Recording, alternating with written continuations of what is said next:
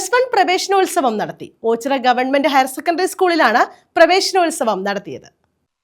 Ochira government higher secondary സ്കൂളിലാണ് +1 പ്രവേശനോത്സവം നടത്തിയത്.